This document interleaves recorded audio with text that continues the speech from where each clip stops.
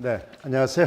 아람당 김재요원입니다. 자, 여러분 이제 오늘은 우리가 1920년대 작품을 이제 우리가 하면 되죠. 저번 시간까지 여러분 이광수의 무정까지 신소설까지 했습니다. 그죠? 자, 가장 대표적인 게 1920년도 교재는 여러분이 어떻습니까? 96쪽을 한번 펼쳐보세요. 20년도 개관이 이제 나와 있습니다. 그죠? 20년도 하면은 이제 그 전반적인 특성을 우리가 보면은 근대적 소설의 문체로 나간다. 이렇게 돼 있죠. 그죠? 근대 소설이. 그러니까 우리가 근대 소설, 쉽게 말해서 현대 소설이다. 이렇게 되면은 문체가 가장 큰 특징이 됩니다. 문체. 알겠죠? 문체.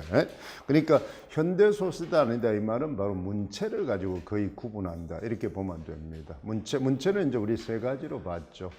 문어체에서 어디로 바뀐다? 구어체로 바뀐다. 그 다음에 시제가 그렇잖아. 현재형이나 현대에서 과거형으로 바뀐다. 그 다음에 이제 우리가 객관화되니까 이제 3인칭 대명사가 나타납니다. 그죠? 그게 이제 뭘 이야기하느냐? 소설의 객관성을 확보한다 이 말입니다. 그러니까 소설은 대부분 이제 허군데, 그죠? 객관화된 대상으로 바라본다. 객관화돼야 이제 누가 참여할 수 있어요? 독자들이 참여할 수 있습니다. 그렇죠? 객관화된 이야기로 보면서 객관화되니까 그 이야기 허구가 뭐를 사실성을 띠게 되고 그 다음에 이제 객관화되니까 바로 객관적 대상으로 바라보니까 독자들이 그 속에서 자기의 삶과 뭐 할 수 있어? 성찰할 수 있습니다. 그죠? 성찰. 그러면 이제 소설이 가지고 있는 원래 기능, 문학적인 효용성을 이제 우리가 느낄 수 있다고. 대부분 우리가 문학 작품을 배우는 내 삶을 고양시키고 사회에 이제 기여하기 위해서죠. 그죠? 그러니까 대상과 내가 객관적으로 바라봄으로 인해서 그렇죠. 나를 이제 성찰하는 겁니다. 나를. 그래서 그런 게 이제 된다. 그래서 여기 이제 보면은 김동인은 3인칭 단수 이렇게 쭉 되죠. 문체 이런 걸 좀 알아둡니다. 시제. 그럼 이런 걸 이제 읽어두면은 우리가 그대로 시험 나왔던 그런 거죠. 이제 우리가 개론을 배운다는 거는 개론을 외우고 이런 것을 작품 속에 적용을 해야 됩니다. 그죠? 그러니까 이것만 다 외워놓으면은 문제 풀 때가 어렵죠. 그죠?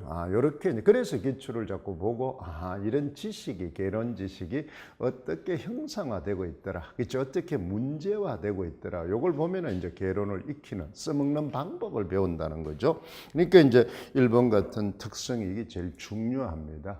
그러면 이제 이걸 이제 확립한 사람이 김동인이니까 김동인을 이제 우리가 좀 잘 봅니다. 그죠? 그 다음에 이제 문학의 자율성을 강조하는 사실주의 인식의 바탕을 둔 창작이 이루어졌다. 이렇게 돼 있죠. 그래서 이제 우리는 계몽주의에서 사실주의로 바뀝니다. 그죠? 계몽주의에서 사실주의로 바뀐다. 그것은 이제 우리가 공약집에서 소설에 이제 거기 있으니까 사실 조금 이따 이제 보겠습니다만 그걸 잘 알아두죠. 그러면 20년대는 전부 다 사실주의니까 그러면 작가 소설의 인생과 사회의 모습을 객관. 그럼 사실주의 하면 전부 객관입니다. 그 다음에 당대 현실의 모습을 객관적으로 묘사하는 겁니다. 객관이 되려면 이제 묘사죠. 그럼 묘사한다는 자체가 보여주는 거니까 거리두기입니다. 그죠? 객관화라는 말이 나오면 객관을 관계되는 용어를 생각하면 됩니다. 그렇잖아요. 그걸 생각하고.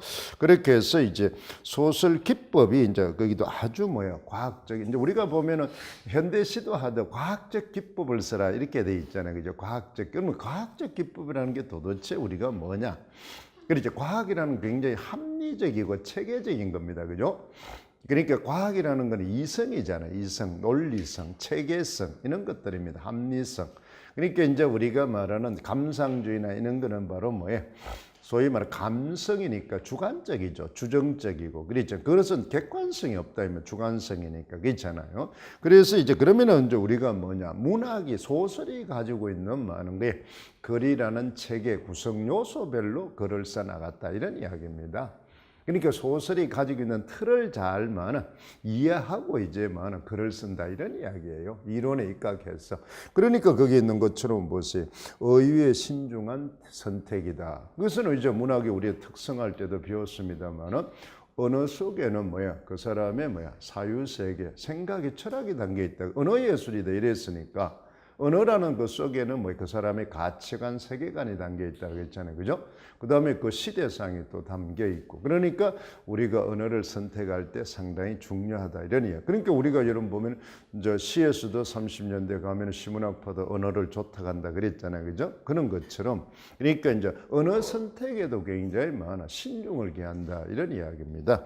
그 다음에 이제 언어가 선택되고 나면 이제 우리가 뭐예요? 구성이라든지 묘사라든지. 그렇죠? 그럼 치밀한 구성이라는 자체가 우리는 뭐예요? 소설이 가지고 있는 신소설이나 고전소설이 가지고 있는 우연성을 방지하는 겁니다. 그죠? 인과성 이런 걸 주는. 그러니까 전부 이제 소설의 본질인 뭐예요? 사실성을 부여해 주는 겁니다. 그러니까 이제 가공의 진실이니까 허구는 허구인데 진짜 뭐야? 읽으면서 허구가 느낌이 나지 않게끔 소설을 짜놓는다 이런 이야기입니다. 그러니까 소설이 가지고 있는 뭐예요? 그런 요소를 그대로 잘 뭐야? 이해한다 이렇게 생각하면 됩니다. 그러니까 또 객관적 묘사, 그 다음에 인상적인 결말 처리. 그러니까 뻔한 상투적인 결말 처리. 그러니까 쉽게 말하면은, 자, 우리가 보면 어떠세요? 20년대는 통해 기법상의 변화를 현대 소설의 기법을 쓰기 시작했다. 이렇게 생각하면 됩니다. 고전 소설의 요소를 버리고, 그러니까 이제 지금 20년대 우리가 말하는 뭐예요? 우리의 소설의 기법을 확립했다. 이 말은 지금의 소설 이론이 그대로 나타난다. 이렇게 생각하면 됩니다. 우리 소설 갈래론 배웠잖아요. 그죠?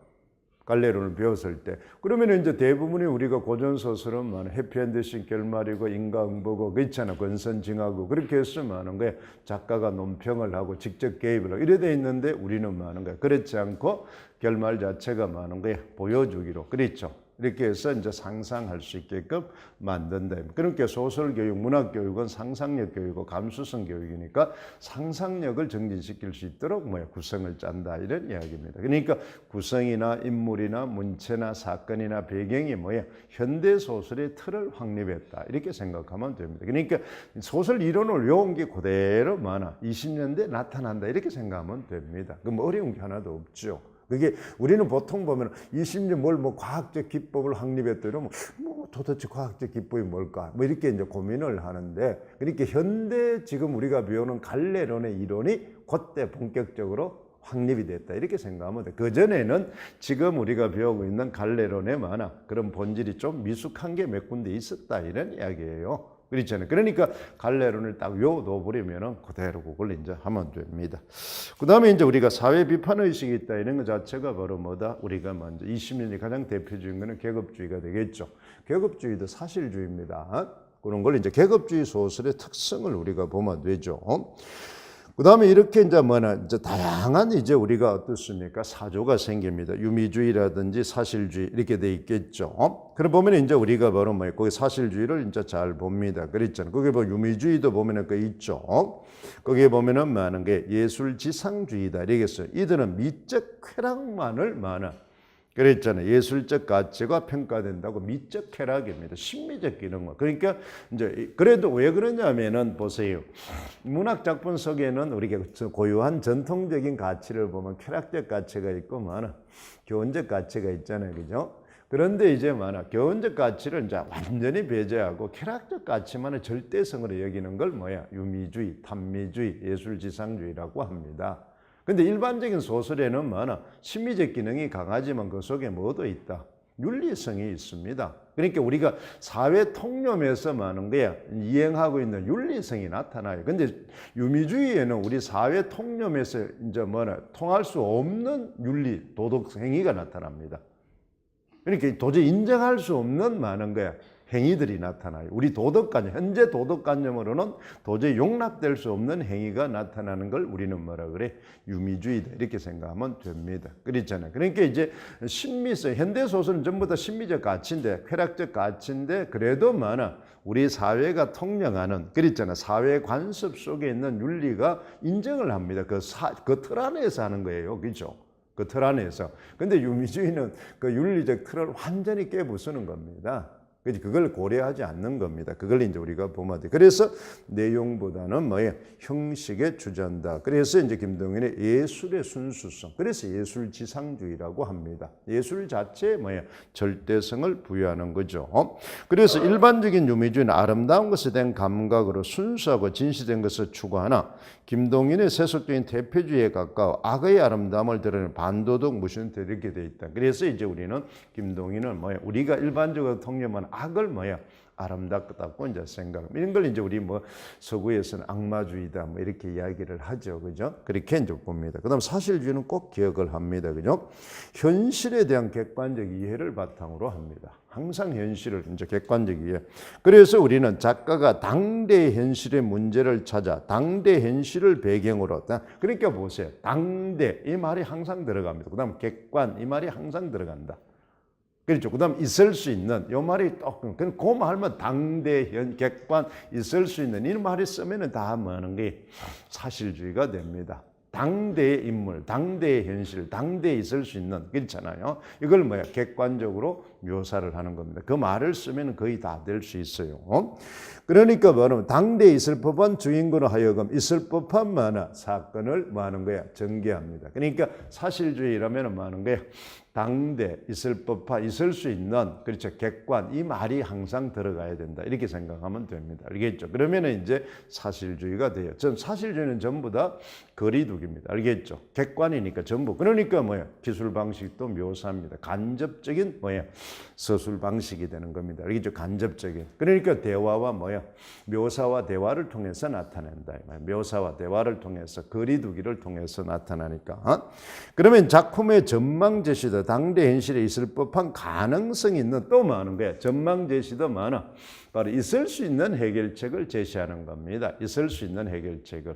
그래서 이제 우리가 여러분 뭐나 계급주의의 홍련 같은 것은 바로 뭐예요? 사실주의라고 좀 약점이 있는 이유가 있을 수 없는 해결 방식을 제시하잖아. 다 죽여버리고 뭐 불질러버리고 뭐 이러니까 그렇잖아요.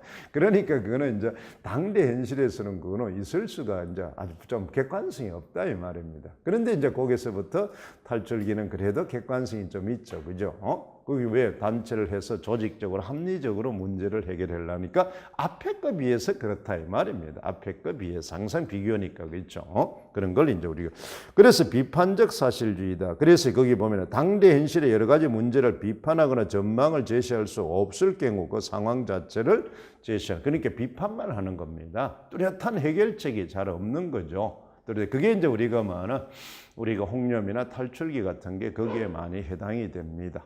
그렇죠. 거기서는 뭐 뚜렷한 해결책이 없잖아요. 그죠? 그냥 X단이 가입해서 어떻게 하겠다는 게 없잖아요. 자기가 지금 처해 있는 가난을 어떻게 하겠다는 게 없다 이 말입니다. 없죠. 그런 걸 그 다음에 이제 우리가 사회주의에서 현실 문제 중 본질적 핵심 문제를 찾아 긍정적인 주인공을 통해 낙관적 전망을 제시 미래 발전적 사회의 모습을 이제 우리가 펼쳐 나갑니다. 그렇잖아요. 그러면 이제 우리가 여러분 보면은 많은 게 이제 김정한의 소설 속에는 그런 게 조금 많이 나타납니다. 그래서 여러분 보면은 전형적인 나중에 하수분도 배우고 여러 가지 하겠지만은 결말에 보면은 뭐가 나타나? 희망을 보여준다. 그렇잖아요. 그래서 나무꾼이 그렇잖아요. 아기를 안고 간다. 이렇게 나오죠. 그죠? 그러니까 이제 힘들지만은 다음 세대에서는 그것이 말 거다. 극복될 수 있는 가능성을 보여주는 겁니다. 소설은 다 암시니까 그렇죠? 암시를 하니까 그런 걸 보면 됩니다. 자연주의죠. 현실에 대한 객관적 이해에서 그러니까 자연주의도 사실주의를 바탕으로 합니다. 그러니까 현실에 대한 객관적 이해니까 전부 사실주의죠, 그죠? 그게 그러니까 이제 사실주의에서 조금 더 심화 발전된 게 자연주의고 세태 소설이 되는 겁니다. 자연주의 소설이 되고 세태 소설이 되는 거예요. 그렇잖아요. 그러니까 인간을 전적으로 이제 단지 기준이 뭡니까? 객관적인 이해 속에 인간을 전적으로 어디에 존속되어 있다. 바로 많은 게 자연의 질서, 자연의 법칙입니다. 그게 바로 이제 우리가 뭐가 되나? 운명론과 바로 환경 결정론이나 바로 많은 게 그렇잖아. 운명론, 숙명론 이게 이제 의해서 이루어지는 겁니다. 환경 유전자론이죠. 유전자에 의해서 그다음 환경에 의해서 즉 거기 나오죠. 즉 성격이나 운명이 환경이나 유전에 의해서 결정된다. 그러니까 쉽게 말해서 자연의 질서니까 뭐야? 자연의 이치 이걸 거스를 수 없다는 거죠. 거기에 의해서 모든 인간의 운명이나 사건이 해결된다고 보는 겁니다. 자연의 법칙이 가장 뭐나 철저한 과학적 법칙이죠. 자, 우리 과학이라는 것은 뭐가 과학입니까? 쉽게 말해서 자연의 질서 법칙을 뭐나 수치화, 객관화 시키는 거죠. 공식화 시키는 게 과학입니다. 그죠? 과학. 그러니까 이제 우리가 뭐 그걸 이제 과학적으로 말하는 게 뭐가 공식화 시키지 못한 걸 우리는 초과학이라고 합니다. 그죠? 초현실이라고 합니다. 초현실. 그래서 우리가 미신이나 초현실은 뭐야? 같은 거예요. 그렇지. 객관적으로 뭐나 설명할 수 없는, 그렇죠. 현실에 이제 그래서 우리는 미신이라면은 뭐하는 게 초현실 중에서도 뭐 부정적으로 우리가 보는데, 그죠. 그러니까 이제 우리는 뭐나 그 자연의 여러 가지 뭐나 우주 법칙 중에서 그래서 우리는 뭐나 과학 기술이 발달하면 발달할수록 뭐야 미지의 세계는 그렇잖아. 초현실의 세계는 더 커집니다. 왜 근데 그것을 중심으로 타원형이 형성되기 때문에 그래요. 그래서 우리가 한번 생각을 해보면은, 이제 우리가 여기 보면 현실이 이렇게 되면은, 현실이, 그렇잖아요. 현실이 여기보다 이렇게 좀 더 커지면은, 이거와 비례해서 뭐 하는 거야? 이 타원형이 점점 더 커진다, 이 말입니다. 더 커진다는 겁니다. 그러니까 요만큼 우리가 현실화되면은, 요만큼 많아, 비현실이 생겼던 게, 요만큼 또 현실화되면은, 이만큼의 비현실이 생긴다는 겁니다. 그러니까 우리는 알면 알수록 뭐가 된다? 미지의 세계가, 초현실의 세계가 더 많아진다는 겁니다. 그래서 우리도 우주 연구를 해보면 더 많죠. 그죠? 우리는 뭐 태양계만 있다고 생각했는데 태양하고 나고 더 그렇잖아. 우주가 몇 개의 더 많은 공간이 더 있단 말입니다. 그렇죠? 우리가 뭐 태양계만 존재하는 줄 알았는데, 그렇죠? 실제적으로는 많은 그 미지의 뭐예요. 그래서 우리는 뭐나 태양계와 같은 많은 거예요. 이 우주 공간이 여러 개 있다고 또 하잖아요. 그죠? 또 그걸 알고 나면 또 다른 게 또 있을 거단 말이에요. 형태 자체가. 그렇잖아요. 그러니까 이제 우리는 과학적으로 증명하면 할수록 더 많은 것이 늘어나기 시작합니다. 그렇잖아요. 그래서 이제 우리가 천체망원경이 자꾸 생기면서부터 그렇잖아요. 더 많아. 우리가 우주 법칙의 질서를 설명하면 할수록 더 미지의 초현실이 더 늘어난다는 겁니다. 그러니까 이제 우리가 종교나 미신은 많아. 주술은 없어질 수가 없는 겁니다. 왜 그런다면 알면 알수록 많아. 모르는 게 더 많아지니까. 더 불안한 게 많아. 더 많아지니까 사람이 많아. 불안감이 더 많은 거야. 중첩된다는 겁니다. 그렇죠? 중첩된다. 여러분도 맞죠? 말 배우면 말 배울수록 많아. 불안하죠? 옛날에 우리가 못 배웠을 때는 그렇게 고민이 없었어요. 그냥 농사 짓고 먹고 살았으면 되니까. 그냥 태어나서 많아. 아버지가 살던데 할아버지 살던데 그곳에서 살아가면 되니까. 그죠? 우리 진로가 어떻게 되고 내가 앞으로 뭐 먹고 살고 이런 게 필요 없어요. 태어나면서 많아. 그렇지. 아버지가 살아온 방식대로, 그렇지. 그냥 살아가면 되니까. 그러니까 고민이 없어요, 고민 자체가. 근데 이게 많이 배우고 많이 배울수록 많아. 고민이 더 많이 늘어난다, 이 말입니다. 그렇잖아요. 그러니까 여러분도 우리가 고등지식인이 되면 자꾸 늘어나는 겁니다. 여기도 마찬가지 그런 걸 보죠. 그러면 운명이나 환경, 운명이 성격이나 운명, 환경이나 유전자에 의해서 결정된다. 그래서 이제 우리가 이제 환경 결정론을 이제 우리가 감자를 이제 가지고 하죠. 성격과 추동적인 본능, 특히 배고픔과 성의 본능의 종속적인 존재를 파악. 그러니까 바로 배고픔과 성의 본능에 인간이 종속된다. 여기는 또 그래서 지금 우리가 보세요. 대부분이 우리가 의학이든 철학이든 과학이든 이거는 전부 인간의 본능적인 욕구에 많은 게 기초를 두고 이론을 형성해 놓은 겁니다. 그래서 여러분 잘 알다시피 바로 심리학이라는 것도 전부 성적 욕구죠. 그죠? 마슬로우 욕구도 다 그런 거 아닙니까? 그렇잖아. 의학의 심리학도 전부 다 성적 욕구 때문에 그렇습니다. 그럼 실제로 우리 그런 걸 보면 알 수 있죠. 지금 우리 사회도 보면은 우리가 도덕적으로 그렇게 존경받고 사회적으로 저명하고 이런 사람들 전부 뭐 때문에 성적인 본능적인 욕구를 제어하지 못해서 몰락하는 경우 많이 보잖아요. 그렇잖아요. 그러니까 그것은 뭐예요? 모든 지위와 가와 남녀노소를 관계없이 우리가 본능적으로 가지고 있는 욕구라는 겁니다. 그걸 이제 어떻게 이제 설명할 것인가. 그렇잖아요. 그러니까 그거는 어느 정도 뭐는 할 수는 있지만 절제하거나 통제할 수 있으면 그거는 뭐 절제하고 분명 불가능하다는 겁니다. 인류 역사상. 근데 그걸 말하는 거야. 자꾸 타인에 의해서 규제를 하려면은 굉장히 어렵다는 겁니다. 규제를. 여러분, 우리 농담삼아 하잖아요. 그 로마 시대에 또 어떻습니까? 로마는 우리가 길이 전부 대리석이나 이렇게 깔려 있는데, 그렇잖아요. 그때는 대부분 그 돌로 까지니까 바퀴가 전부 철바퀴 아닙니까? 그렇죠. 근데 그 로마 시내에 유독 많은 거예요. 그렇죠. 그 대리석이 돌이 많은 거예요. 깊게 파여진 두 길이 있다. 하나는 왕정으로 가는 길입니다. 그렇죠? 왕정으로. 그걸 마차가 매일 이제 그쪽 왔다 다니니까. 그 다음에 하나는 많은 거예요. 사창가로 가는 길이다 이 말입니다. 그러니까 그 시대에도 그런 사창가로 가는 길이 많아. 사람들이 그렇게 많아. 그러니까 지금 우리가 전 세계나 우리나라도 인간의 그런 본능적인 욕구를 법으로 규제하고 뭐를 한다는 것은 굉장히 어렵다는 겁니다. 어렵다. 그러면 그걸 누르면 풍선 효과처럼 전부 다 그렇죠. 음성적으로 잠재적으로 파고들어 버린다는 겁니다. 그러니까 그걸 못하게 누르면. 그래서 우리나라가 지금 많은 거예요. 예전에 이제 유명한 그 있죠. 여성 경찰서장이 그렇잖아요. 미아리 경찰서장한테 그렇잖아요. 미아리 텍사스촌을 없애고 이제 아주 그래가지고 훈장도 받고 여러 가지 많이 했잖아요. 아주 스타가 된 사람이 있었잖아요. 그러면 그래서 전국에 그런 걸 없애니까 많은 거예요. 전 오피스텔이고만 전국이고만 뭐가 되는 거예요. 유흥가가 돼버렸대. 음성적으로 파고들어 버리니까 통제를 못하는 겁니다. 지금. 통제를 못하는 거예요. 그러니까 겉으로는 그렇죠. 깨끗해지고 그거 하지만 실제적으로 더 번성을 해버렸다 이 말이야. 여기 음성적으로 파고들어 버렸으니까. 그렇죠. 오피스텔은 아파트촌으로 파고들어 버렸으니까 통제가 불가능한 겁니다. 제어가 불가능하다 이 말입니다. 그걸 이제 우리는 정부에서 화려하게 그렇잖아요. 이벤트성으로 해놔놓으니까 그런 문제가. 그래서 이제 우리가 말하는 음란물이든 이런 것도 너무 심하면 어느 정도 규제는 필요하지만 너무 강제적으로 하면은 자율기능적으로 자꾸 맡겨야 되는 겁니다. 자율기능적으로. 그러면은 이제 우리가 말하는 게 자생력. 여기도 문학이 그런 거예요. 여기서 보는 그런 겁니다. 그래서 주의할 것은 이 자연주의 작품에 보면은 뭐가 있다? 이 두 개가 나타납니다. 배고픔과 성의 본능. 그래, 배고픔이 잘 나타나고 성의 본능이 이게 두 개 다 나타나는 게 어디야? 감자입니다. 감자. 그래서 그 복녀가 보면은 배고픔에 못 견뎌가지고 많은 거예요.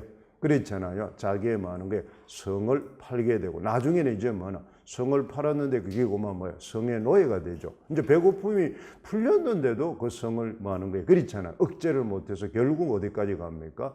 죽음에 못다니다. 이게 바로 뭐하는 거예요? 자연주의의 특성입니다. 그래서 우리는 표변실의 성격이 우리도 보면은 굉장히 성적인 그런 많은 거예요. 그렇잖아요. 이런 게 나타납니다. 그러면 이제 그 성적인 거는 그것은 비인간성의 비윤리성을 비판하려고 하는 게 아니라 인간의 본능을 드러내기 위해서 그렇습니다. 알겠죠? 인간의 본질적인 드러내기 위해서 거기 표변실 연계에서 성에 많은 그런 걸 묘사를 한 거지. 인간의 윤리적 타락상을 많은 거예요. 비판하기 위해서 제격한 게 아니다 이 말입니다. 그게 이제 뭐로 보니까 자연주의적 관점으로 이제 그 작품을 해석해야 그게 나온다는 겁니다. 그죠? 그러니까 우리는 사조를 좀 알아야 그죠? 그래서 표면술 성경에도 보면 굉장히 많은 거예요. 그런 성적 타락한 묘사된 부분이 있습니다. 알겠어요? 그것은 그 사람의 윤리성을 비판하기 위해서 그걸 작가가 한 게 아니에요. 알겠어요? 그게 이제 자연주의적 입장에서 봐야 된다는 겁니다. 그래서 뭘 기억을 하라? 작품이 딱 나오면은 갈래와 사조를 이제 현대문학은 꼭 기억. 그게 바로 뭐라 그랬어요? 작품 해석의 기준이 된다 이 말. 알겠죠? 기준, 통일성이 된다 이 말. 그러니까 여러분 우리가 공부를 한다는 거는 여러분 이야기했잖아요. 독서를 할 때 자의적으로 해석하면 안 됩니다. 알겠죠? 자의적으로. 창의성하고 자의성은 다르다 이 말입니다. 창의성은 작가가 원래 우리한테 전달하고자는 메시지에 뭐를 입히는 겁니까? 바로 숨은 이야기를 찾아내는 거고, 그렇죠? 함축적 추론적인 걸 찾아내고, 문제에 대한 창의적 사고는 뭐였어요? 대안이죠. 해결 방안을 모색하는 겁니다. 그렇죠? 그걸 생각하면서 이제 하는 거예요. 읽는 것이 창의적인 해석이지, 그 작품하고 전혀 다른 데로 한 건 오독이 된다 이 말이에요. 오류가 되는 겁니다. 그걸 착각하면 안 됩니다. 그걸 창의성을 착각하면 안 됩니다. 알겠죠? 창의적 사고라는 것은 기존에 있는 걸 가지고 재구성해서 지금의 문제를 해결할 수 있는 방법을 모색하는 게 창의적 사고입니다. 그걸 잘 기억해야 돼요. 기존에 이제 여러 가지 있는 건데 그걸 재조합해서 지금의 당면한 문제를 해결할 수 있는 방법을 찾아내는, 그러니까 있는 걸 가지고 획기적인 사고 전환을 통해서 방법을 찾아내는 겁니다. 그게 창의적 사고예요. 그러니까 하늘에 없는 많은 게, 그렇죠, 무에서 유를 만드는 게 아니고 유에서 새롭게 재구성해서 새로운 유를 만들어내는 겁니다. 알겠죠? 그게 창의적 사고입니다. 알겠어요? 창조적 사고라는 게. 그걸 잘 그래서 개념 성격을 잘 기억을 해야 됩니다. 개념. 그래서 우리가 창의적 해석이다 이 말은 작가가 전하고자 하는 메시지를 오독하면 안 됩니다. 알겠죠? 그러니까 작가가 전하고자 하는 표면적인 언어적인 측면만 이해하지 말고, 그렇잖아. 그 사람의 숨은 의도, 그렇잖아. 그 추론적이고, 그 다음에 또 소설은 문제가 있잖아요. 그죠? 항상 욕구 불만이라 그랬잖아요. 시든 소설이든. 그러면 그거에 대한 오늘날 맥락에 맞게끔 해결 방안을 생각해 보는 겁니다. 그러면 자기의 삶을 성찰하든지, 그죠? 이걸 해보는 겁니다. 성찰한다는 자체는 문제점을 안다는 거지, 그지? 문제점을. 그래서 문제점이 나오면 해결 방안을 자기가 생각해 보는 겁니다. 그래서 그 문학 작품을 읽으면은 창의적으로 해석하면은 자기 삶이 고양되는 겁니다. 그죠? 해결 방안을 모색하니까, 자기를 성찰하니까. 그게 바로 창의적 해석이다. 이렇게 알아둬야 됩니다. 색다르게 하는 게 아니고. 그래서 절대로 작품이 전하고자 하는 의도를 왜곡하면 안 됩니다. 왜곡. 그러니까 추론적 읽기와 창의적 읽기가 창의적 해석이다. 이렇게 생각하면 됩니다. 추론적 읽기와. 그걸 이제 우리가 보죠. 그래서 이제 우리는 보세요. 거기는 바로 과학적 창작 방법을 써야 된다. 그런데 이제 과학적 방법은, 그러니까 모든 묘사나 사건 전개가 과학적이어야 됩니다. 그런데 표현술의 전개기는 과학적 지식이 오류가 있었잖아요. 그죠? 그래서 우리는 그것을 자연주의라고 보지를 않습니다. 그렇잖아요. 그래서 이제 우리는 바로 이제 자연주의적 사실주의다. 이렇게 이제 보는 겁니다. 자연주의적 성격을 가진 사실주의다. 이렇게 보는 거예요. 그러니까 그런데 이제 그걸 통념적으로 그냥 자연주의다. 이렇게 문제를 낼 수도 있습니다. 알겠죠? 근데 이제 자연주의라고 할 때는 초기 자연주의니까 오류가 있다. 그래서 엄격하게는 우리나라는 많은 게 자연주의 작품은 없다. 이렇게 보면 됩니다. 그런데 이제 있다고 볼 때는 그게 이제 요소를 가지고 있으니까 그거만 찾아내면, 이게 자연주의다 이러면 자연주의 요소만 찾아내면 돼요. 자연주의를 볼 수 없다 그러면 자연주의로 볼 수 없는 요소를 찾아내면 됩니다. 시험을 칠 때. 알겠죠? 그걸 고정되게 그런 게 아니라 그렇다 이러면 그런 요소만 찾아내면 돼요. 문제를 쓸 때 그렇다라 그랬으니까 그거에 대한 근거만 찾아내면 되잖아요. 그죠? 그렇지 않다 그러면 그렇지 않은 근거만 찾으면 돼요. 시험 치는 거는 그런 겁니다. 그걸 억지로 따지지 말고, 그렇잖아요. 묻는 대로 그냥 답만 해주면 돼요. 답만 해주면 그걸 이제, 그 다음에 추하고 어두운 인간 생활 묘사, 이런 게 바로 섬세한 환경 묘사, 이런 게 바로 뭐가 됩니까? 전부 자연주의적 기법들입니다. 알겠죠? 자연주의적 기법. 그러니까 일단은 뭐가 나타나야 돼? 가난이라든지 성적인 타락이나 이런 게 나타나야 됩니다. 성적 묘사가 아주 세밀하게 나타나요. 가난에 대한 환경에 대한 이런 게 아주 세밀하게 나타납니다. 그 다음에 그러한 인물이 가난이나, 그렇잖아, 운명에 의해서 많은 거예요. 그렇잖아, 어디 했다, 유전에 의해서 환경이나 유전에 의해서 자신의 성격이, 그렇잖아, 운명이 결정돼가는 과정이 나타나야 돼. 인물이 그러니까 인물이 어떻게 돼야 돼? 전부 다 입체적 인물이라 해야 됩니다. 입체적 인물. 그렇죠. 이 자연주의는. 왜 그러냐면 그 인물이 많은 게, 그렇죠, 환경이나 유전에 의해서 자신의 성격이나 많은 게, 그참 거기 있는 것처럼 어떻습니까? 바로 운명이 결정돼 가니까, 변하니까, 초기의 인물하고 다른 식으로 변해버리니까, 그렇죠? 영향을 받아가지고. 그렇죠. 그래서 이제 우리는 대부분이 많은 게, 갈등 요인도 보면은 많은 게 사회적 갈등과 환경 갈등입니다. 그렇잖아. 사회 갈등과 환경의 갈등이 이제 이루어진다. 그 다음 묘사가 이런 걸 이제 보면 되죠. 그 다음에 소설은 이제 예술의 순수성이나 사실주의, 그걸 이제 우리가 잘 보면 됩니다. 그 소설의 경향, 그리고 기법, 이런 것들을 꼭 기억을 해 두세요. 알겠죠? 그게 이제 대부분 이 이론을 알아야 20년대 작품들의 특성을 우리가 볼 수 있기 때문에 그렇습니다. 김동인의 작품들이 대부분이 그게 있고, 그 다음에 이제 101쪽에 우리가 보면은, 보충학습에 보면은 가족사 소설의 특성이 있죠.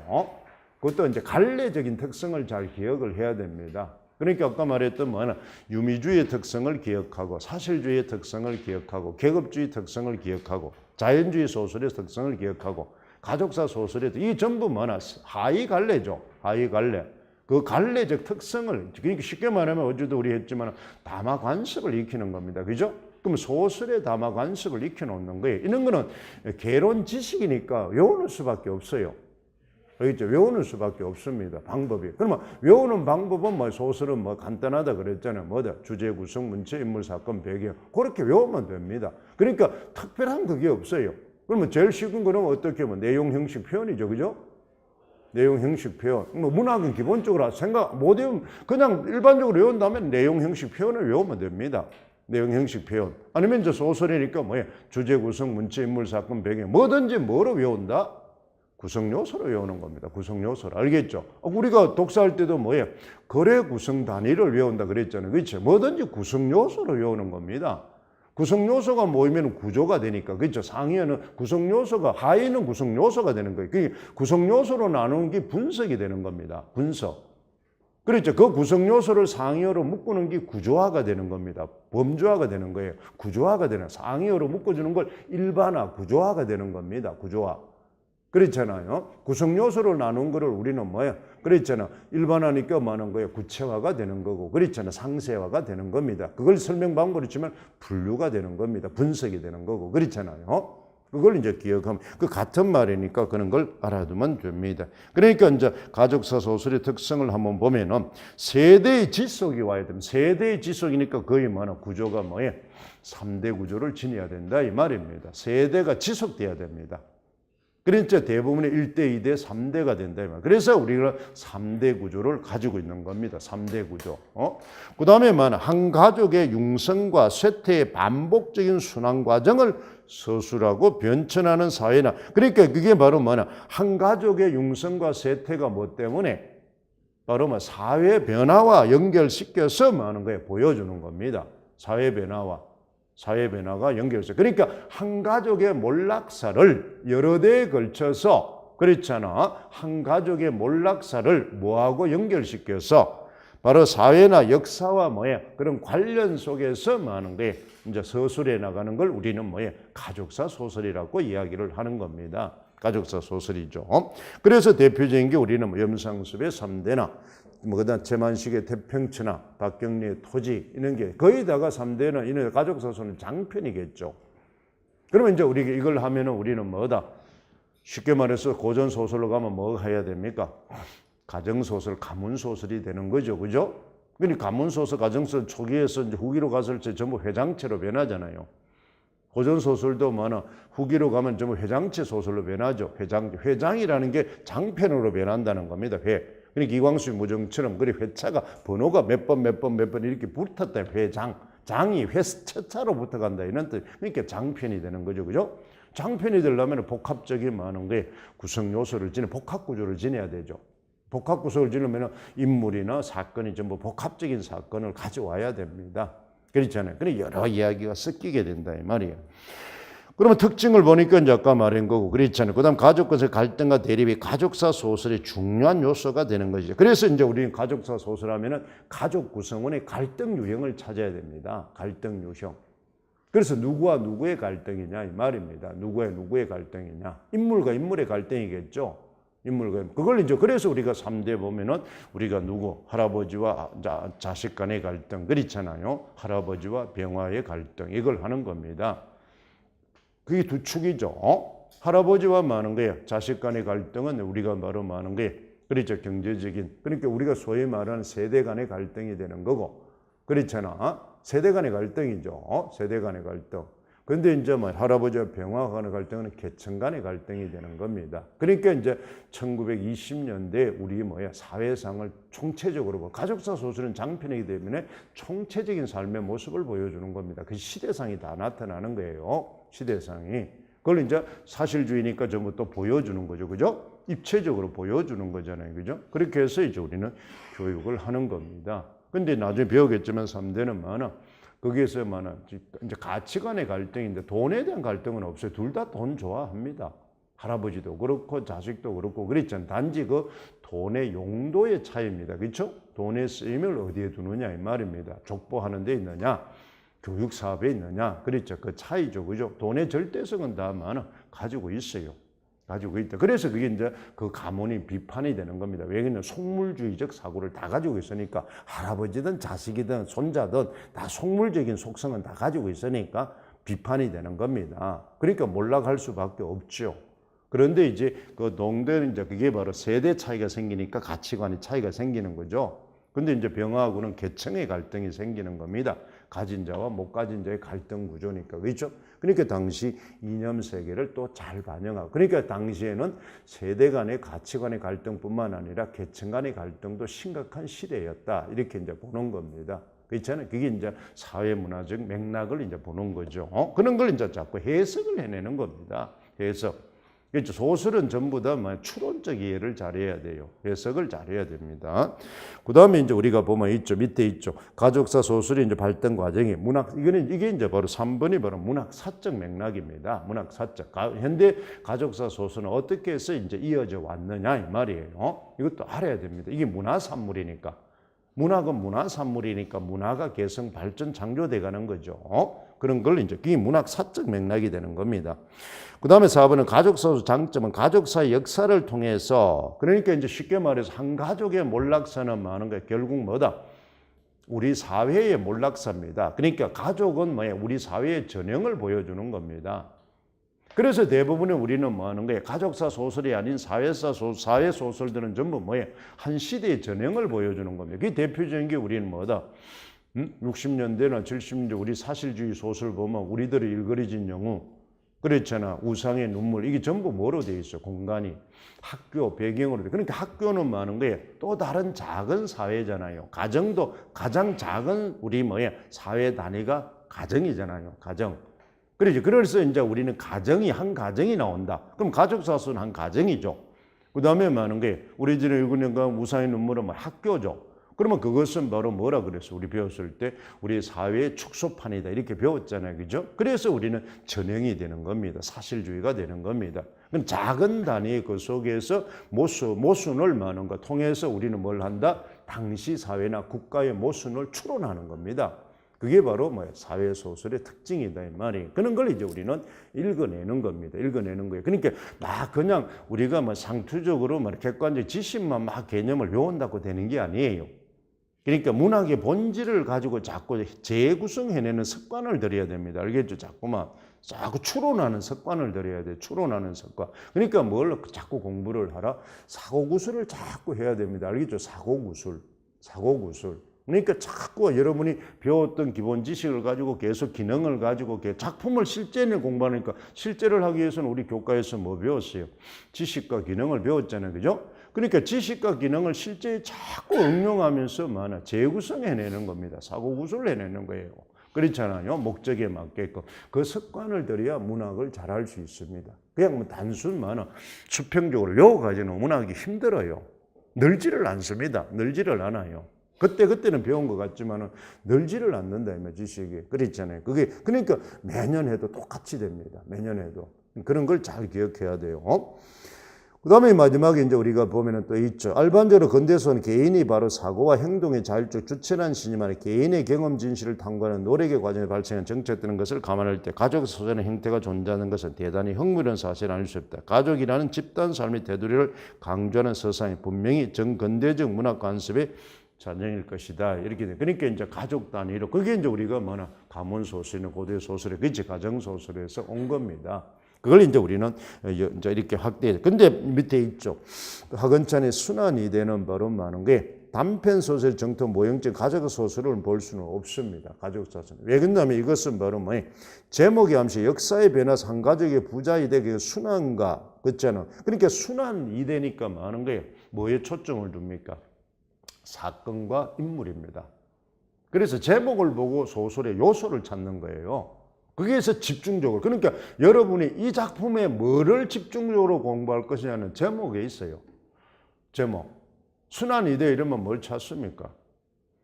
그렇죠. 사건과 인물을 찾는 겁니다. 인물. 그럼 사건이 이러면 바로 갈등이죠. 갈등이 해소돼가는 과정을 찾는 겁니다. 그러면 사건이 발생에 대한 원인을 찾고 뭐 사건 할 때 요소 외워. 그래서 갈래론을 외우라는 겁니다. 갈등이라면 뭐야? 갈등이라는 개념이 뭐냐? 갈등의 기능이 뭐냐? 갈등의 원인이 뭐냐? 갈등의 유형이 뭐냐? 갈등의 해소 방법이 뭐냐? 이거죠. 그거잖아요. 그 다음에 인물 하면은 바로 뭐나? 인물의 뭐나? 유형이 뭐냐? 인물의 성격이 뭐냐? 그렇지? 인물 성격 제시 방법이 뭐냐? 이거잖아요. 인물의 유형, 인물 성격 제시 방법이잖아요. 그거 찾는 겁니다. 인물. 그러면 그 인물의 성격이 왜 그렇게 변해갔느냐 이 말이에요. 그러니까 인물을 통해서 뭐야 작가의 주제가 드러나니까 그렇잖아요. 사고 드러나니까 그걸 찾아. 물론 사건을 통해서 주제가 드러내지만 그 기능을 그럼 그걸 갈래론을 외워놔야 이걸 뭐나 제목에 집중적으로 할 걸 외우는 겁니다. 광화사 이러면 그것도 인물이잖아요. 미친 화가잖아요. 미친 화가의 이야기입니다. 그렇잖아요. 광화사니까. 그렇죠. 미친 화가의 이야기예요. 그렇잖아요. 그러면 그 화가는 뭐 하는 거냐? 명작을 남기는 거 아닙니까? 그러니까 그 솔거라는 인물에 뭐 초점을 두고 썼다면 그 인물은 바로 뭐 자기가 추구하는 가치는 미인도를 그리는 겁니다. 그렇죠? 그럼 미인도를 그리기 위해서 아까 뭐 이제 사조를 기억하라 그랬죠. 자연주의니까 뭐 하나 작품 하나에 몰두해가지고 그 인간의 도덕적인 형태나 형태는 걸 무시한다 이 말입니다. 그렇죠? 아까 자연주의 배웠으니까 그런 걸 이제 작품 속에 찾으면 됩니다. 자연주의는 또 뭐예요? 사실주의에 심화된 거는 사실주의 요소와 자연주의 요소를 찾는 겁니다. 또 사실주의 요소, 자연주의 요소, 자연주의 사실주의 요소하고 뭐야? 유미주의를 찾는 겁니다. 그죠? 그걸 찾으면 되는 거예요. 사조를. 형태적 인물에다가 사조에다가 얹으면 되는 겁니다. 그럼 공부하는 방식을 알겠죠. 형태 자체를. 거기에 초점을 두고 그러니까 나머지는 하지 말고 거기에 초점을 두고 집중적으로 하란 말이에요. 그러니까 여러분 선생님 활동지를 준 걸 다 하려 하지 말고 물론 다 하면 뭐 제일 좋죠. 금상첨화죠. 근데 그게 불가능하다 이 말입니다. 힘듭니다. 시간도 많이 걸리고 그러면은 뭐예요? 그 작품 따가면은 뭐예요? 그 작품이 제목이 제시하는 그렇잖아요. 그 특징적인 요소에 대해서 퍼펙트하게 알고 있어야 됩니다. 그렇잖아. 그렇잖아요. 그러면 표변실의 청개구리 같으면 청개구리의 상징이 그건 이제 소재죠, 그죠? 소재는 전부 상징성을 지니잖아요. 그게 누굽니까? 바로 칠성판의 개구리가 뭐야? 바로 김창욱 자기 자신이다 이 말. 인물의 대리인이다 이 말입니다. 그렇죠? 그러니까 뭐 하는 거야? 무기력한 지식인 이렇게 되는 거 아닙니까? 그걸 기억하는 겁니다. 일제 강점기에 무기력한 지식인의 모습이잖아요, 그지? 칠성판 살아있지만 어떻게 할 수 있는 아무것도 없다 이 말입니다. 자기를 몸 통째로 손까지 다 내보여야 된단 말이에요. 그러니까 거기에 대한 자기의 뭐가 온다? 그랬잖아요. 이제 쉽게 말하면 우울증이 오는 거죠. 충동이고, 그래서 자살 충동이고 하잖아요. 그러니까 그런 내적 심리적 불안감을 이제 그리는 거 아닙니까? 그렇죠? 그러니까 그 상징을 잘 기억하면 금방 알 수 있다. 그러니까 거기에 초점을 두고 탁 떠올라 버려야 됩니다. 제일 먼저 갈래, 유형과 많은 거예요. 그렇잖아요. 뭐다? 사조가 딱 떠오르고, 그 다음에 제목을 딱 보고 집중적으로 해야 할 요소가 뭐냐. 그 세 개를 딱 기억을 하란 말이에요. 복잡하게 이해하려지 말고. 알겠죠? 작품마다 그것만 알면 됩니다. 나머지는 또 작품마다 어떤 거는 사건이고, 어떤 거는 인물이고, 어떤 거는 구성이고, 어떤 거는 문체고 이렇잖아요. 그러면 문체 작품을 문체로 하면 문체 이론을 다 알고 있잖아요. 그러면 다른 작품이 문체 적용할 수 있잖아요. 완벽하게 아니까. 인물에 대해서 완벽하게 하니까 다른 인물도 알 수 있잖아요. 응용할 수 있잖아요. 구성의 작품을 완벽하게 하니까 다른 구성할 수 있잖아요. 그렇게 공부를 해야 추론이 가능한 거지. 그래야 또 성부를 걸 수 있다 이 말이에요. 그 작품에 대해서 퍼펙트하게 알고 있으니까 그거에 대해서는. 그런데 인물 구성 사건 전부 다 6개 요소를 그만 대면대면하게 하니까 문제가 생기는 겁니다. 대면대면하게 하니까. 그렇잖아요. 그걸 자꾸 그렇게 하지 말라 이 말입니다. 근데 그걸 자꾸 습관을 못 버리니까 문제가 있잖아요. 습관을 못 버리잖아. 그렇잖아. 그죠? 그러니까 여러분들이 선생님이 지금 말하는 거 쉽게 공부하는 거잖아. 그죠? 쉽게. 부담도 없고 쉽게 공부하고 그래서 한 개 터지면 또 다른 게 될 수 있다면 여기도 바로 그런 겁니다. 그래서 이제 우리가 보는 거죠. 순환이 되는 그러면 여기는 바로 잘 알다시피 많은 거예요. 그러면 가족사 소설이 아니면 이거는 무슨 소설이냐 이 말입니다. 우리 배웠죠. 전후소설이죠. 전후소설. 그럼 전후소설은 뭐라고 그랬어요? 목적이. 전쟁의 비인간성, 반윤리성 이것을 비판하고 고발해서 그렇잖아. 뭐다? 궁극적으로 뭐야? 인간성 회복. 그렇죠. 휴머니즘 회복. 그럼 그러면 딱 답이 되잖아요. 그러면 거기서 사건을 딱 보면은 그럼 인간성을 어떻게, 해결 방법을 어떻게 한다? 그렇지. 화합을 통해서. 그렇잖아요. 서로 화합을 통해서 핵보한다. 그럼 딱 나오잖아요, 답이. 그러면 소설을 보면 자연스럽게 나오는 겁니다. 그러니까 사건을 보니까 무슨 사건이냐, 딱 했잖아요. 뭐 하는 거예요? 사건은 갈등 유형만 찾으면 되죠. 그 사회의 전쟁과의 갈등. 아버지는 일제시대 때, 그렇잖아요. 징용이 끌려가서. 아들은 6.25 때. 그렇잖아요. 그러니까 전부 사회의 갈등 아닙니까? 전쟁 때문에 그런 거 아닙니까? 그런데 거기서 보면은 왜 그러면 전쟁 때문에? 그럼 인물을 어떻게 설정? 이대니까 인물이니까 뭐나 아주 어리숙한 인물, 순박한 인물을 끌어왔어요. 그렇죠. 그러면 왜 순박하다는 게 나타나게 보면은 뭐나 박만도가 많은 거예요. 막 욕을 짓거리 하죠. 아주 비속어를 막 쓴단 말입니다. 그렇잖아요. 그 다음에 또 아들은 많아. 다리 하나 없는데도 많아. 그냥 하나 날라가시면 돼. 그렇잖아. 꼭 뭐더. 그렇잖아요. 자기 남의 이야기 하듯이 한다 이 말이에요. 그만큼 애들이 단순하다는 겁니다. 그러면 그 순수한 인물들을 늘어내기 위해서 그렇게 한 겁니다. 그러면 그 순수를 왜 강조합니까? 뭐를 고발하기 위해서? 전쟁을. 왜 그 순수한 인물도 그렇게 많아. 희생양으로 만들어버려. 그래서 우리가 보세요. 전쟁 고발할 때 여러분 어떻습니까? 보도상 받으면 주로 누구 사진 찍어야 보도상 받습니까? 군인들 찍어야만 보도상 받습니까? 아니죠. 여성 아니면 어린아이입니다. 그죠? 그래서 예전에 그 있잖아요. 월남전에 그 있잖아요. 그 아이가 발가벗고 쫓아가는 사진 그 있잖아요. 그 하나 해가지고 그 있잖아요. 엄청난 거 맞죠. 그런 겁니다. 애기들, 그 있죠. 아낙네들. 이런 사람을 찍어야만. 그 사람들은 이념하고 전혀 관계없는 순수한 사람들이니까. 그런데 엄청난 전쟁의 희생양이 되더라고요. 걔들이. 그러니까 전쟁 자체가 대비적으로 되잖아요. 그런 속성을 기억하면 문학이 바로 보여요. 그러니까 그런 거를 누가 독자도 알고 작가도 알고 있어요. 그러니까 그게 우리가 말하는 사회에 뭐가 되나? 관습입니다. 알겠죠? 다만 관습. 그걸 이제 염두에 두고 작가도 그렇게 쓰는 겁니다. 독자도 그걸 염두에 두고 읽으니까 전쟁이 그렇게 잔혹하구나는 걸 느낄 수 있다는 겁니다. 그죠? 그걸 이제 외우는, 그거 외우는 게 갈래론입니다. 알겠죠? 하이 갈래. 그걸 이제 모르는 상태에서 작품이 들어가면 아무것도 못 하는 겁니다. 아무것도 왜? 관습을 모르는 상태에서 작품을 하니까. 그렇잖아요. 그게 적응이야. 근데 여러분들이 순서가 틀려서 그래요. 알겠죠? 그래서 대부분 문학을 하면은 작품부터 하는데 작품 하지 말란 말이에요. 그래서 교과가 어떻게 돼 있어요? 작품이 실제잖아요. 그렇잖아요. 그런데 내용책이 어떻게 돼서 우리는? 지식, 귀농, 그 다음에 실제잖아요. 그렇지? 그러니까 지식을 외워야죠. 갈래로는 지식을. 그 다음에 그 지식이 작품 속에 어떻게 적용되고 있고 활용되고 있고 쓰고 있는지를 유형을 알아야죠. 그죠? 그러고 난 다음에 작품을 봐라 이 말입니다. 작품을. 그런 형태 자체로. 그 순서를 안 지키니까 엉망이 되는 겁니다. 엉망이 되는 거예요.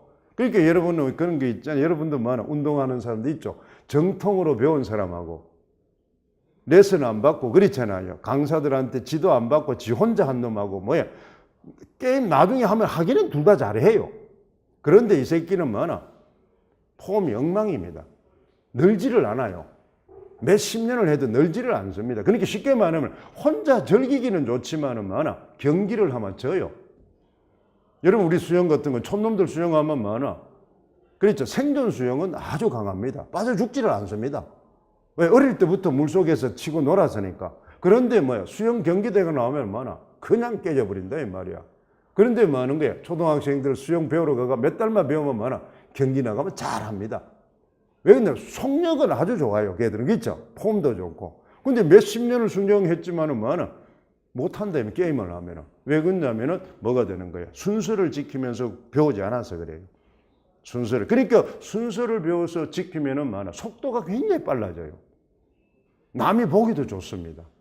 그러니까 여러분 뭐든지 배울 때는 정식으로 배우라 이 말. 알겠죠? 전문가는 정식으로 배워야 됩니다. 정식으로. 그러니까 혼자 공부 우물뚱땅한 그런 게 아니에요. 그러니까 뭐든지 처음 배울 때는 정식으로 포맷을 배우고 난 다음에 숙련을 시키란 말이에요. 그렇지 않고 여러분 전문가가 될 사람인데 자기식으로 우물쭈물 배워가지고 그렇잖아요. 우물쭈물 가르치고 앉고 우물쭈물 하고 앉고 그렇잖아요. 그러니까 못한다고 지 폐기나고 뭐라 하긴 하고 그렇잖아요. 그런 사람 여러분 실제 주변에 너무 많잖아요. 개뿔도 그렇잖아요. 기본 선생이 학교 공부하는 방법도 교수법도 모르고 앉아서 아는 거에 초점을 두니까. 그리고 여러분 생존 수영을 배우는 게 정식 많은 거야. 경기에 나갈 종목을 배우는 겁니다. 경기 수영을 배우는 거예요. 경기 수영을. 그렇죠. 그걸 여러분 자꾸 기억하면 됩니다. 자, 됐죠. 요걸 이제, 그 다음 계급주의 신경련 이렇게 있죠. 오늘 여러분 머릿속에 조금 하고, 그 다음 이제 쭉 있습니다. 자, 김동인의 작품은 내용에서는 여러분 우리 공략법을 보세요. 그거만 한번 보고 좀 쉬었다 합시다. 공략법에 이제 우리가 여러분 뭐 소설에 이제 우리가 뭐 하는 거예요. 이제 행태를 한번 보세요. 거기서 김동인 거는 이제 선생님 적어 놨습니다. 자, 핵심 키워드 여러분 보면은 그랬잖아요. 어디 있습니까? 바로 뭐 하는 거예요. 이제 이광수의 문화가 있고 60만화 6쪽에 보면은 김동인의 소설이 있죠. 자, 우리가 그 앞에서 많은 게 64쪽은 신소설이 있고 65쪽은 많아 이광수의 소설이 선생님 정리를 해놨습니다. 개론에. 그 다음 65쪽에 보면 김동인의 소설이 있어요. 그러니까 한 장으로 김동인의 소설의 기본 핵심 이론을 다 적어놨습니다. 알겠어요? 그게. 그래서 이제 이 책이 꼭 가지고 다니면서 익히라. 여기다가 이제 선생님이 계속 많아. 그 다음 다른 사람도 붙여줄 겁니다. 알겠어요? 형태 자체를. 뭐 현진건도 윤산도 김성도 그 있잖아. 그 다음에 많은 거에 황순원이든 이렇게 이제 붙이면은 많은 거에 개론서가 하나가 되겠죠. 그래서 이제 선생님이 이거는 많은 거에 공개적으로 팔지를 않는 겁니다. 이건 선생님이 노하우니까. 그렇잖아요. 시중에 팔고 그런 건 아니다. 그러니까 강의 듣는 사람한테 했대. 거기 보면은 많은 게 문학사적 흐름이 있는데 사실주의 이제 있죠. 그걸 잘 기억을 해두고 그렇잖아. 그 다음에 이제 자연주의적 그 전부 있습니다. 그 중에 이제 여러분 김동인의 이론 중에서 가장 중요한 게 이제 바로 뭐는 이 묘사입니다. 이런 묘사와 인형조정술입니다. 그러니까 이제 김동인은 많은 거예요. 아까처럼 문체를 확립했다 그랬죠. 문체를 확립했는데 문체의 많은 그 시제뿐만 아니라 뭐도 이런 많은 거예요. 문체의 많은 그 시점도 독창적인 이론을 말. 그러니까 이 시점이 지금의 우리가 말하는 뭐 시점 이론하고 거의 유사합니다. 그러니까 독창적으로 만드는 거예요, 김동인이가. 우리가 지금 말하는 1인칭 주인공, 1인칭 관찰자, 3인칭 관찰자, 전지적 이렇게 배우자는 시점 4가지, 그죠? 그게 뭐냐, 김동인이가 자기가 독자적으로 시점을 이렇게 만들었어요. 근데 그 중에 이제 가장 독창적인 게 인형조정술입니다. 인형조정술이란 말은 많은 게 요즘에 이제 많이 유행하고 있는 많은 게 일종의 복합 시점입니다. 복합석 시점이에요. 복합 시점. 그러니까 이제 우리가 복합 시점은 여러 가지 혼성 시점이라고도 하고 복합 시점이라고 초점하자라고도 하고 그렇죠. 그러니까 이제 혼성 시점이다 이렇게 생각하면 됩니다. 혼성 시점. 혼성적인 많은 서술. 그러니까 많은 게 서술의 서술자가 여러 가지 관점에서 써나가는 겁니다. 여러 가지 관점에서. 쉽게 말해서 초점하자 이 말은 바로 뭐야? 서술자가 있고 초점 대상이 있다 이 말입니다. 알겠죠? 서술자가 자기가 직접 하는 거야. 겪었던 이야기고 자기 직접 생각을 적으면 직접 서술이죠. 그럼 직접 서술은 전부 우리는 뭐야? 따옴표를 쓰겠죠. 그죠? 자기 이야기를 자기가 하니까. 그 다음에 뭐야? 서술자가 많은 거야. 자기 이야기 아닌 다른 사람의 이야기 할 수도 있겠죠. 서술은 자기인데, 그렇잖아. 다른 사람, 대상이 다른 게 있단 말이야. 그 다음에 이제 어떻습니까? 관찰자가 많은 거예요. 자기 이야기를. 대상이 많은 거예요. 초점 주고 초점자가 되고 서술하는 게 있겠죠. 그게 시험에 나왔잖아요. 그렇잖아요. 바로 뭐는 매미꽃 피면을 보면은 그렇잖아요. 허생원의 입장에서 많은 거예요. 그렇잖아요. 동이라든지 다른 사람을 보죠. 서술자는 지금 뭐는 허생원이나 다른 사람 쭉 서는데 또 저 작품 속의 어떤 특정 부분을 허생원의 입장에서 누구를 본다. 동이도 보고 그렇잖아. 충주댁을 봅니다. 그렇잖아요. 그러니까 그게 누가 초점 대상이 되는 겁니까? 초점 화자가 누가 되는 거예요? 허생원이 초점 화자가 되는 거죠. 그죠? 그러면서 초점 대상이 바로 뭐나 동의가 되고, 그렇죠? 충주댁이 되는 겁니다. 근데 쉽게 말하면 서술자가 누가 대상이 된 거예요? 허생원이 대상이 되는 거잖아요. 서술자 입장에서는 허생원이 대상이죠. 그 다음에 충주댁도 대상이고 많은 거예요. 그렇잖아요. 누가? 동의도 대상자가 되는 겁니다. 소설 속의 인물이니까. 그런데 그것을 뭐나 서술에 나가는 주체가 또 달라진다는 겁니다. 서술자 입장에서 객체인 허생원이 주체가 되어서 또 다른 사람을 보죠. 그죠? 그런 걸 이제 우리는 나중에 이제 하겠습니다. 시점 문제 할 때. 그 개념을 조금 알아둬야 됩니다. 그러니까 이제 이 초점화 시점이라든지 자유간접화법이라든지 혼성 시점이라든지 이렇게 조금씩 다릅니다. 알겠죠? 그런데 그냥 우리는 그걸 비교하는 전문 지식이 아니니까 거의 같다 이렇게 생각하면 됩니다. 그러니까 하나의 많은 거에 시점을 써서 그 안에서 중첩된 이야기를 하는 겁니다. 그러면 중첩된 이야기를 한다는 자체가 이야기에 뭘 두는 거예요? 객관성을 부여하는 겁니다. 거리두기를 하는 거예요. 그러면 내가 여러분한테 지금 이야기하는데 얘가 또 네 친구 이야기를 하는 겁니다. 그렇잖아요. 그러면은 뭐가 된다? 내가 너 어떠니? 걔가 어떠니? 이러면 걔가만 너는 걔는 어떻고 또 이래. 그러면 걔가 잘하는 친구니까 이야기에 사실성을 주죠. 그렇죠. 그러면은 이제 그 읽는 독자는 많은 거야. 어떻습니까? 거야? 각각의 거리를 두면서 객관적으로 그 사람을 판단할 수 있잖아요. 그렇죠. 여유가 생기잖아요. 그런 걸 이제 우리는 시점하자는 거는 뭐 하는 거야? 소위 말하는 대화성이라고 이야기를 합니다. 누구하고 대화하는 거야? 일반적으로 그런 시점이 한 개일 때는 누가 누구하고 대화하는 거예요? 독자하고 작가하고 대화하는 겁니다. 시점이 하나가 있으면은, 그렇죠. 한 개의 시점으로 하면은 독자가 누구하고, 작품을 통해서 누구하고 대화하는 거예요? 작가하고 대화하는 겁니다. 그죠? 작가하고. 그런데 시점을 바꾸면은 뭐야? 독자가 많아. 서술자하고도 대화하고, 그 인물하고도 대화하고, 그렇죠. 이거하고, 그러니까 대화가 여러 다층적으로 생기는 겁니다. 다층적으로. 다층적으로 생기니까 이야기가 뭐야? 입체감이 생기고, 뭐 객관성이 생기잖아요. 그죠? 그러면 객관적이 생기면은 뭐, 독자는 많아. 다양한 측면에서 뭘 할 수 있어요? 자기의 삶을, 그렇죠. 성찰할 수가 있다. 이 말. 자기의 삶을. 그렇죠. 또 사회를 뭐야? 객관적으로 바라볼 수 있다. 그러니까 뭐가 되는 거야? 이야기가 입체적이고 사실적으로 객관화된다는 겁니다. 객관화된다. 이 말. 그게 바로 여러분 뭐 하나? 그렇게 이제 하는 구성이 뭐야? 그렇게 객관화시킨 구성이 바로 뭐 액자행이죠. 액자행하면 소설 틀 자체가 완벽하거든요. 그런데 소설을 그렇게 틀마다 바꾸려면 얼마나 어렵겠습니까? 쓰기가.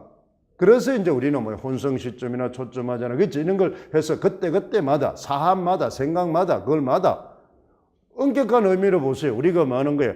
이제 윤원길의 장마 같은 것도 보면 혼성 시점이죠. 바로 뭐냐? 어린아이가 시절이 나오고 뭐냐? 지금 어른의 서술자는 어른이죠. 그죠? 어른이 자기의 뭐야? 어린 시절. 그러니까 1인칭 주인공 같습니다. 그죠? 그런데 이 사람은 지금 뭐냐? 현재 자기의 이야기를 과거 경험을 끌어오잖아요. 그지? 그러니까 시점이 그게 과거 경험을 끌어왔다는 자체가 또 객관적이잖아요. 그지? 지금의 자기 심정을 섞는 그때 있었던 일을 객관적으로 바라보니까 그러면 독자 입장에서도 거리를 두고 그때 이야기를 보게 되잖아요. 그런 것들이 일종의 바로 많은 거예요. 전부 다 혼성 시점이 되는 겁니다. 일종의 그걸 좀 더 하면은 초점하자 성격을 지니고 있죠. 그러니까 액자형을 구성은 아니지만 그렇게 이제 해상 구조를 통해서 넓은 의미 해상 구조도 전부 다 액자형이라 그랬잖아요. 그렇죠? 액자형이 되려면 시점이 바뀌어야 되는데 시점을 바뀐 건 아니잖아요. 그죠? 그냥 시간만 바뀌는, 시공간만 바뀐 거니까. 그렇잖아요. 시공간만. 그런 어떤 게 이제, 그래서 현대 소설은 굉장히 문체가 복잡해집니다. 그래서 모든 사실성이나 이런 건 문체를 통해서 나타난다. 문체를 통해서. 그런 걸 잘게. 그래서 인형조준술이라는 것은 많은 게 서술자가 마음대로 작가의 모든 걸 다 하는 거예요. 인형을 조절하듯이. 그러니까 시점을 다양하게 변화를 주면서 많은 거예요. 모두 전체를 다 하는 겁니다. 모든 시점을 많은 거예요. 서술자가 다 요리하는 겁니다. 1인칭으로 주인공으로 갔다가 관찰자로 갔다가 3인칭으로 갔다가 전지적으로 갔다가 다 할 수 있다는 거예요. 그 사람의 인물의 모든 걸 다 서술할 수 있는 게 인형조정술입니다. 알겠어요? 그게 이제 형태 그걸 잘 기억을 해둡니다. 그래서 김동희는 바로 그 있죠. 우리가 60절 보면 자기의 창조한 인생, 자기가 지배권을 가진 인생을 지어놓고 인형 놀리듯이 작중 인물을 자기 손바닥에 뒤채워 보는 것을 핵심적인 내용을 한다 이 말입니다. 그래서 김동인의 개성적인 표현이나 기법은 근본적으로 거의 소위 인형조정술에 입각한 창작관에서 기획합니다. 그렇잖아요. 그래서 이제 우리는 바로 3인칭 시점으로 되어 있지만은 바로 많은 거예요. 1인칭 주인공 시점을 해도 많은 거예요. 하자가 없을 정도로 이야기가 전개된다는 겁니다. 그렇잖아요. 그래서 이제 그런 걸 이제 우리는 보마됩니다. 그 작품들이 이제 우리는 이제 그 위에서 이제 보면은 금방 우리가 알 수가 있습니다. 그렇잖아요. 이런 것들이 이제 우리는 형태로 보면 되죠. 그러니까 이런 묘사론이라고 이제 A형이 있고 B형이 있고 그렇잖아. 다원 묘사, 순 객관 묘사 이게 지금의 시점하고 같은 겁니다. 이름만 다르지만 그러니까 굉장히 많아. 이 소설의 조예가 깊은 아주 대단한 사람입니다. 김동희는 그렇잖아요. 우리 문학사에 그걸 이제 우리는 이론을 좀 알아두고 우리가 작품을 이제 들어가겠습니다. 알겠죠? 자 쉬었다가 그 김동희는 이론은 이제 그걸 이제 읽어두고 그 다음에 오늘 우리가 작품을 준 김동희의 감자부터 이제 하겠습니다. 알겠죠? 그래서 좀 쉬었다가 그 내용을 봅시다. 수고했습니다.